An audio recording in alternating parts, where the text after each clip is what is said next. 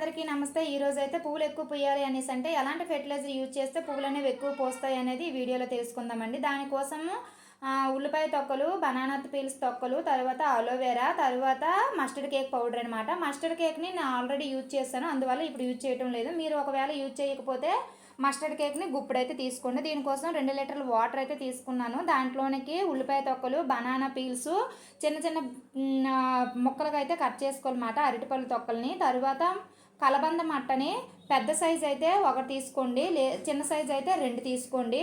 2 లీటర్స్కి పెద్ద సైజు కలబంద మట్ట అయితే ఒకటైతే సరిపోతుందండి. మనము ఫెర్టిలైజర్ తయారు చేస్తామా అని గంట ముందైతే అలోవెరాని కట్ చేసుకోండి. కట్ చేసుకున్న తర్వాత వాష్ చేసుకొని పక్కనైతే పెట్టుకోవాలి. ఎందుకు వాష్ చేయాలి అనేసి అంటే మనము అలోవెరాని కట్ చేసేటప్పుడు ఎల్లో కలర్గా ఒక లిక్విడ్ అనేది కారుతూ ఉంటుందన్నమాట. అదైతే మొక్కలకు మంచిది కాదు. అందువల్ల ఏం చేయాలి అనేసి అంటే కట్ చేసుకొని పక్కన పెట్టుకున్నాము అనేసి అంటే ఆ లిక్విడ్ అంతా పోతుందనమాట. ఇలాగా చూసారా, ఇలా తెల్లగా ఉంటుందన్నమాట.